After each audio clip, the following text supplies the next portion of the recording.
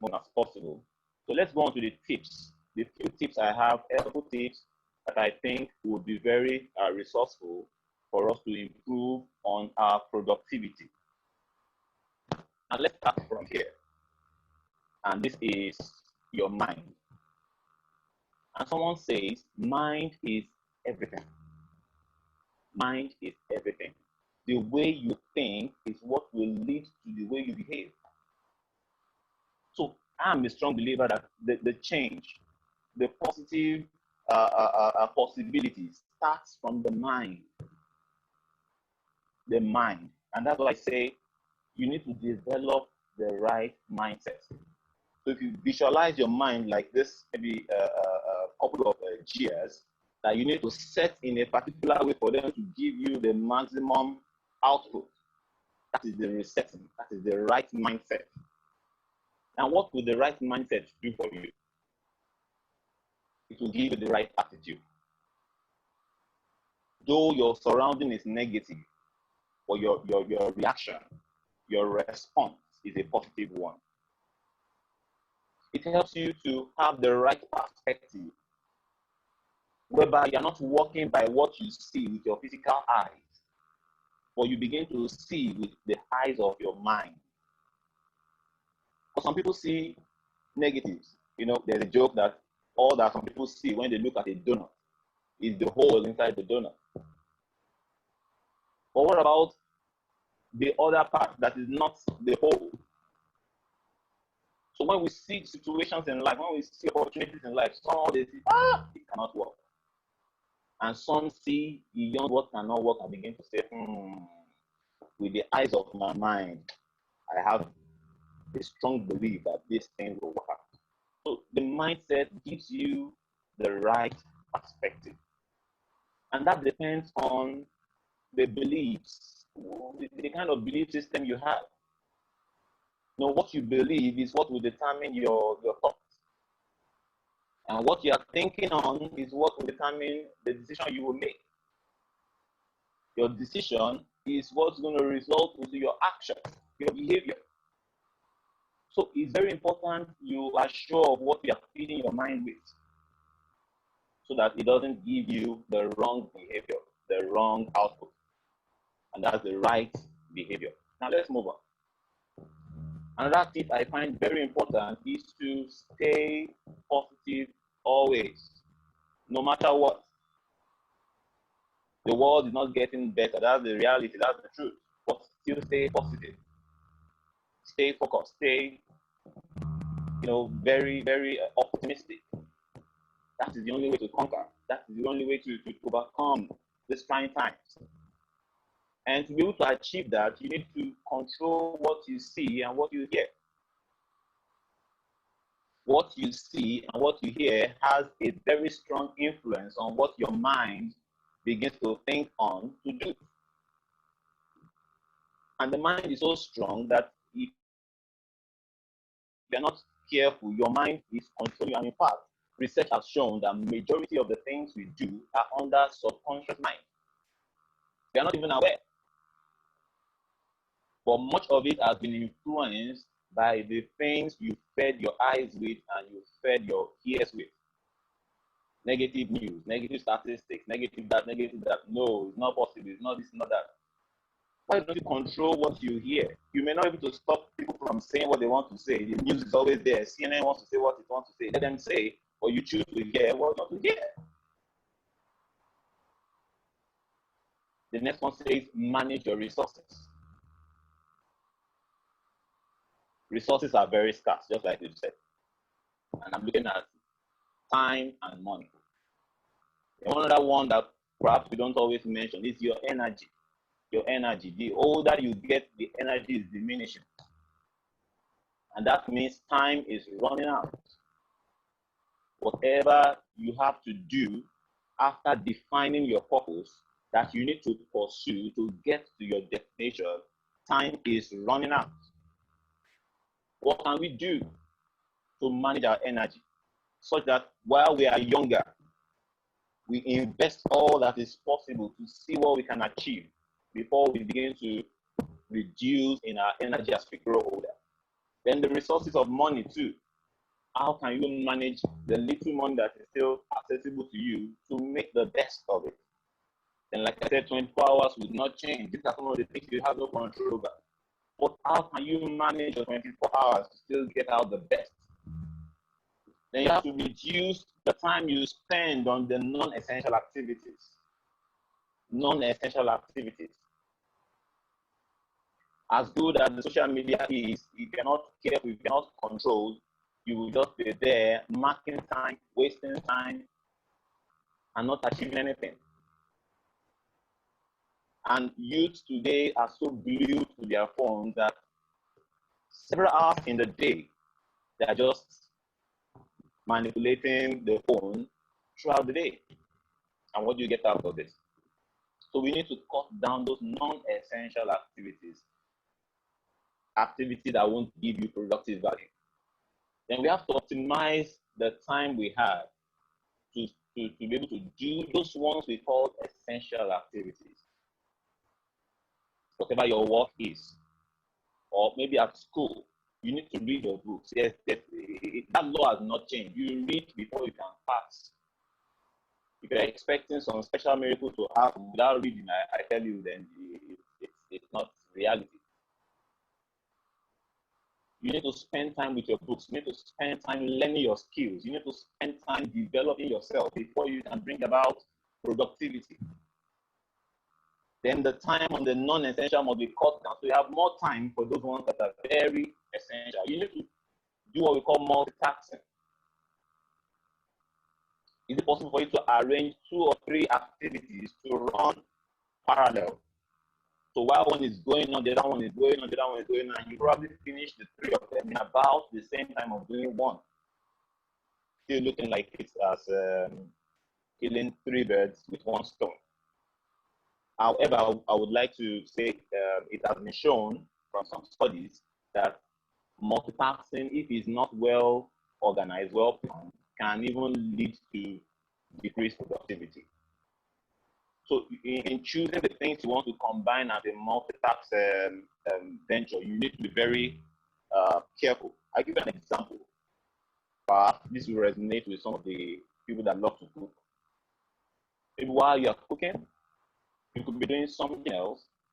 And if you have so much become conversant with the cooking you are doing, that in 40 minutes, this food will be done.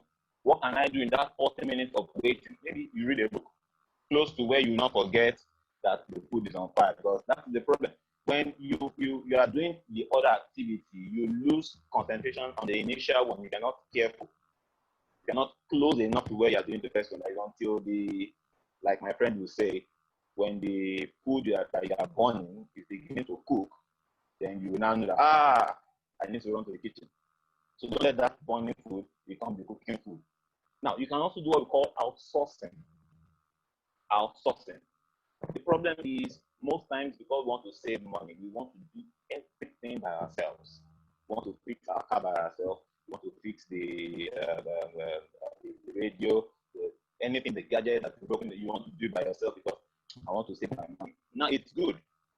However, if those activities take too much of your time and doesn't cost too much, why don't you say, instead of me wasting so much time, I'm going to have some more productive things to do, outsource it. I give an example. I don't like washing. And washing was standing in my way. Many times I have other things to do. I'm so busy with things, and I'm like, why must I wash for myself? Why can't I use the dry cleaner? So that's an example of outsourcing. Just a little bit of money you will pay, dig your clothes out, and then wash, and you become more busy with something more fruitful. So there are other things like that you can look at your life that you can outsource, and that will help you to save your resources. Now you need to know and understand yourself. This is very important. Know and understand yourself, because the knowledge of yourself is what will help you to be able to know the kind of decisions you will make that will help you to be more productive. For instance, understanding your body rhythm, your body biochemistry. How some people they are awake in the night and they are asleep in the day. Or some people they do more work in the early morning and in the afternoon or in the evening, they are less productive. So you need to understand some of this reading. What's your sleeping time like, and things like that. What's the way you eat? Are you that kind of person that easily small food you eat, you're fine? All these things are the differences we have that are peculiar to uh, the individual. So you need to understand it to be able to leverage on that to help you get the best out of your body. Then you need to understand the body mechanics and the dynamics. That's the physical aspect now. What's your limit? What weight can you carry? How much can you do before you say, wow, the body wants to break down? So these are some of the things you can understand to be able to push yourself to get the best out of you. And in doing that, you focus on your strengths. Now, I'm not saying you should not look on the weaknesses, because weaknesses must also be, taken care of. But someone said it's better to say manage your weaknesses and focus on your strengths. So it's like you divide it in a 60-40 kind of ratio. Put more effort on the strengths, because that is what will give you the productivity. Then still give enough attention to work on your weaknesses, those things that make you lazy, those things that make you unproductive, those things that make you while away time. Those are the weaknesses you need to work on. Now we can go to the next one that says we should build transformational habits. Research has shown that about 40% of all the things that constitute our behavior in a single day is as a result of our habits. I know these habits are things that have become effortless. Without thinking, you're just doing it. You wake up in the morning, nobody needs to really tell you, just know. You go to the bathroom, you brush, you have your bath, you're going out. There are things you do automatically, as in you don't need to really put it on a plan. I need to go and bath, I need to go and, it's not that way. So your habits, but you need to build the good habits, and you need to work on breaking the bad habits so that you can become more productive. And I have this to say, you can form what we call the principle of work first before play. Why don't you put all the activity you need to get done, the difficult tasks, the ones that require your mental faculty, quickly do those ones when you are still very strong, very sharp, very alert. Get those work done then. Then when you are already losing that strength, then you can do some other ones that require less, mental attention. And if it is to play too, do your work first. Finish your tasks first before you start playing. Then you can use a daily work schedule, or what we call to-do list. And I can tell you, writing down is very important, because over and over I realize things I want to do and I'm planning in my head. If I don't write it down, it's possible at the end of the day I realize that I left out a few things because I didn't write them down. So if you form that habit of making sure everything you have in plan for the day or for the week or for the month, maybe you have it written out. And you can take that to-do list on a daily basis. Okay, I've done this, I've done this, I've done this. Okay, I have 3 things to do left, 3 things left, and I must make sure I get them done that day before I sleep. Then the final one I want to say under this transformational habits is to develop what we call the no room for excuses attitude. People are so fond of blaming the world, blaming the environment, blaming the climate, blaming the government of the day, blaming this, blaming that. Meanwhile, you're supposed to take responsibility for your life. So don't suffer from that disease that we call excusitis, when all you give is just excuses. And the other one is to have whatever it takes mentality. If it takes you to go on overnight to work on that project, takes you to go on sleepless night to finish that job, whatever it takes, do it. That is the mentality that can make you productive. So my time is running. Let's move on, and I'll soon be done. The next one says we have to create a micro environment or an ambience around you. Can you take a look at this?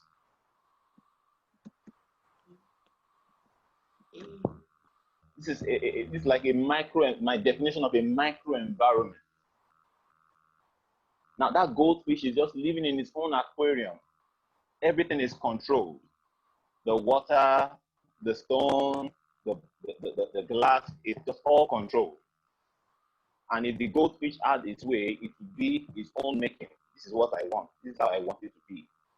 And that's the same thing. And there's a bigger environment there that we're interacting with, but you create your own small environment that makes things work for you.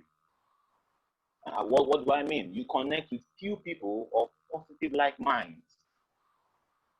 Not so many, just few, that you are resonating at the same frequency. You are moving along in the same path of energy to become productive, to become achievers.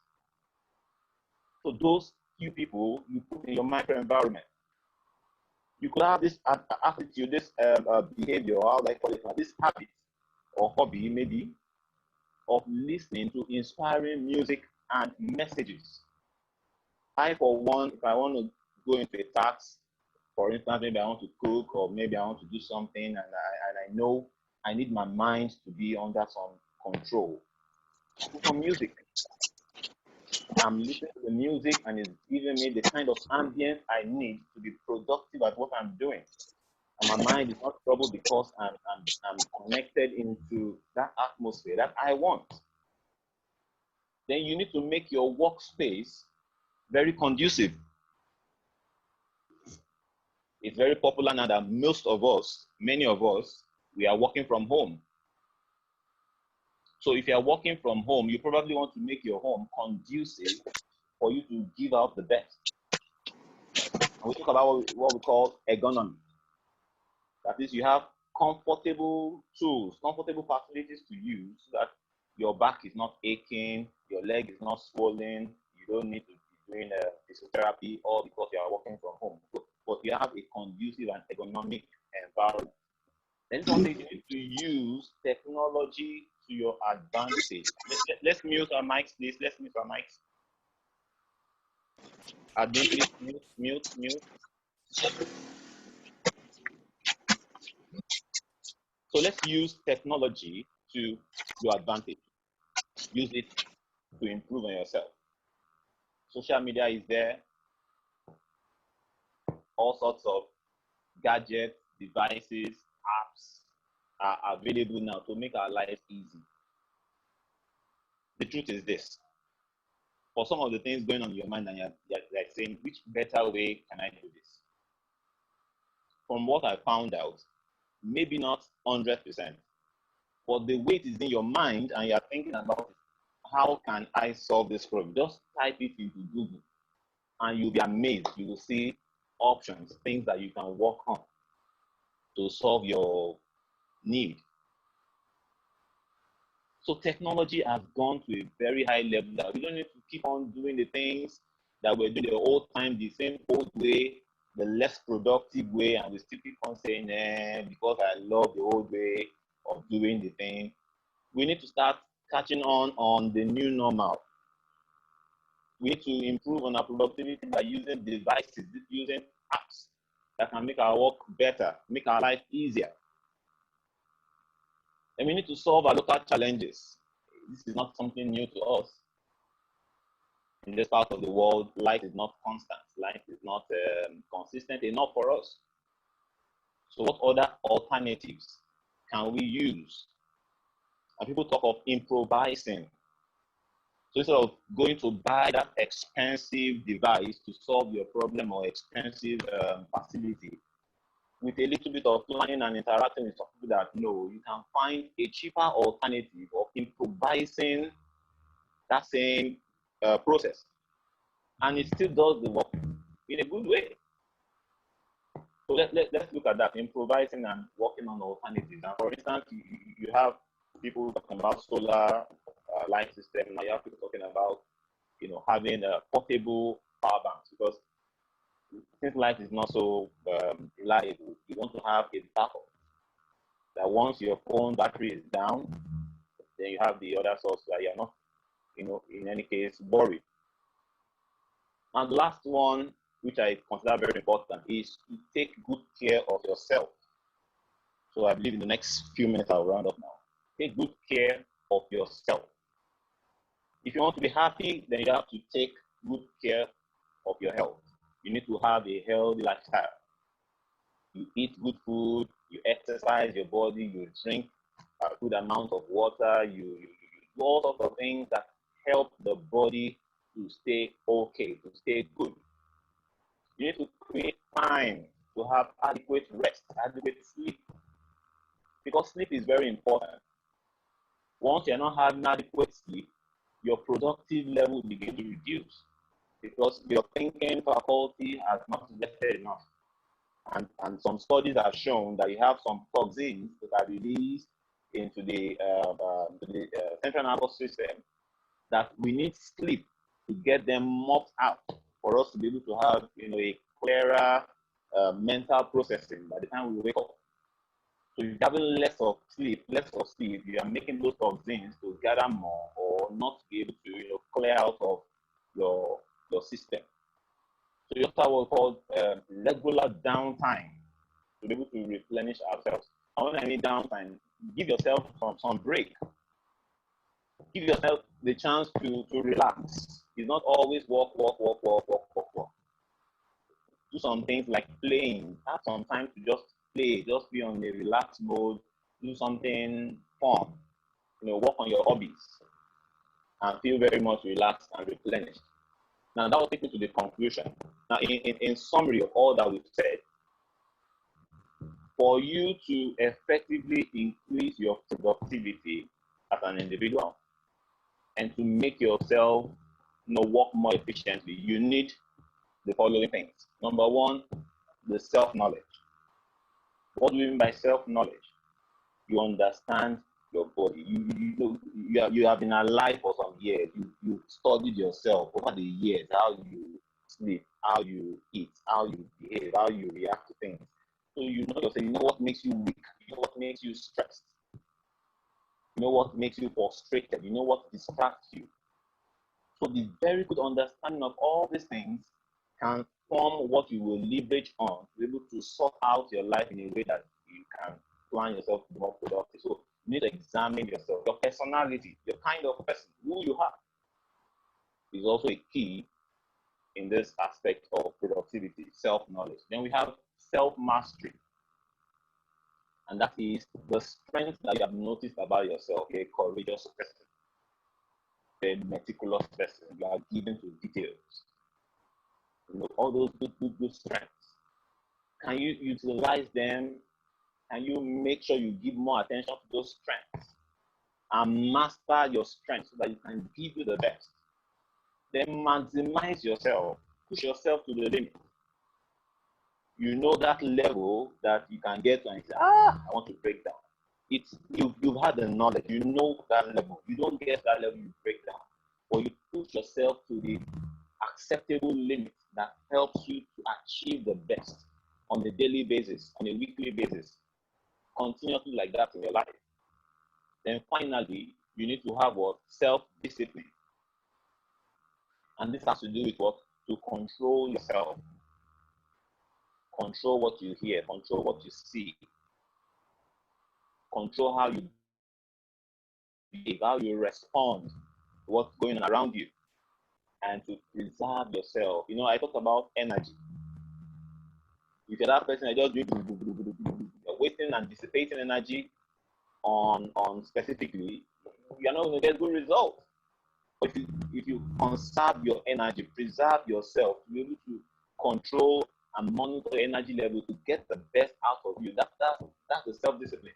So you control and preserve yourself. So I want to end with this slide that says, commitment to your goals is what guarantees results. Commitment to your goals is what guarantees results. And that reminds me of what I told you, that some trees require years before they begin to fruit. So it's a commitment from the farmer to keep on just wetting that plant, wetting that tree. One day to give me fruit. One day to give me fruit. One day to give me fruit. I will not give up. I know the fruit will still come. And you continue consistently. And at the set time that the fruit and the results should come out, whether on the immediate level or the future level, like I said before, you will get your results. And all this is tied to commitment. So I want to thank you so much for listening to this presentation. And in the few minutes we still have, hopefully, we can entertain some discussion. And I believe some of you probably have said writing your questions. So we'll see how we can quickly attend to some of the questions and we wrap it up for the day. Thank you once again.